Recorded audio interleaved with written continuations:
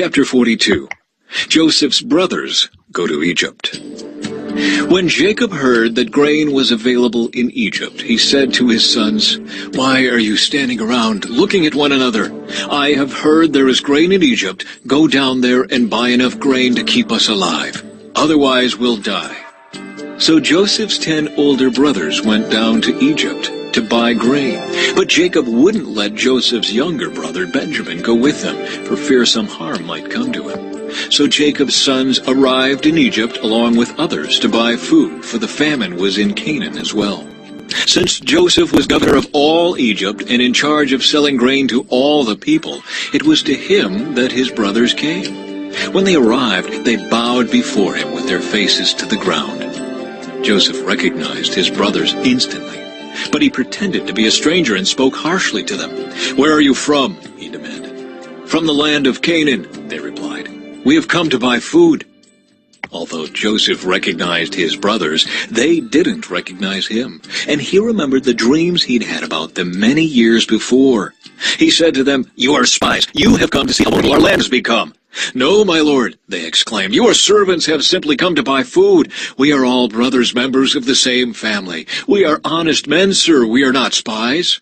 "Yes, you are," Joseph insisted. "You have come to see how vulnerable our land has become." "Sir," they said, "there are actually 12 of us. We, your servants, are all brothers, sons of a man living in the land of Canaan. Our youngest brother is back there with our father right now, and one of our brothers is no longer with us." But Joseph insisted. "As I said, you are spies. This is how I will test your story. I swear by the life of Pharaoh that you will never leave Egypt unless your youngest brother comes here. One of you must go and get your brother. I'll keep the rest of you here in prison. Then we'll find out whether or not your story is true. By the life of Pharaoh, if it turns out that you don't have a younger brother, then I'll know you are spies." So Joseph put them all in prison for 3 days. On the 3rd day Joseph said to them, "I am a God-fearing man. If you do as I say, you will live.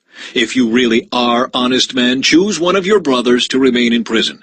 The rest of you may go home with grain for your starving families. But you must bring your youngest brother back to me. This will prove that you are telling the truth, and you will not die." To this they agreed. Speaking among themselves, they said, "Clearly we are being punished because of what we did to Joseph long ago. We saw his anguish when he pleaded for his life, but we wouldn't listen. That's why we're in this trouble." "Didn't I tell you not to sin against the boy?" Reuben asked. "But you wouldn't listen, and now we have to answer for his blood." Of course, they didn't know that Joseph understood them, for he had been speaking to them through an interpreter. Now he turned away from them and began to weep. When he regained his composure, he spoke to them again.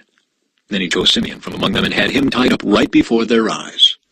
Joseph then ordered his servants to fill the men's sacks with grain, but he also gave secret instructions to return each brother's payment at the top of his sack. He also gave them supplies for their journey home. So the brothers loaded their donkeys with the grain and headed for home. But when they stopped for the night and one of them opened his sack to get grain for his donkey, he found his money in the top of his sack. "Look," he exclaimed to his brothers, "my money has been returned. It's here in my sack." Then their hearts sank. Trembling, they said to each other, "What has God done to us?" When the brothers came to their father Jacob in the land of Canaan, they told him everything that had happened to them. "The man who is governor of the land spoke very harshly to us," they told him. "He accused us of being spies, scouting the land. But we said, 'We are honest men, not spies. We are 12 brothers, sons of one father. One brother is no longer with us, and the youngest is at home with our father in the land of Canaan.' Then the man who is governor of the land told us, 'This is how I will find out if you are honest men. Leave one of your brothers here with me, and take grain for your starving families and go on home. But you must bring your youngest brother back to me. Then I will know you are honest men and not spies. Then I will give you back your brother, and you may trade freely in the land.' As they emptied out their sacks, there in each man's sack was the bag of money he had paid for the grain. The brothers and their father were terrified when they saw the bags of money. Jacob exclaimed, 'You are robbing me of my children. Joseph is gone, Simeon is gone, and now you want to take Benjamin too. Everything is going against me.' Then Reuben said to his father, "You may kill my 2 sons if I don't bring Benjamin back to you. I'll be responsible for him, and I promise to bring him back." But Jacob replied, "My son will not go down with you. His brother Joseph is dead, and he is all I have left. If anything should happen to him on your journey, you would send this grieving white-haired man to his grave."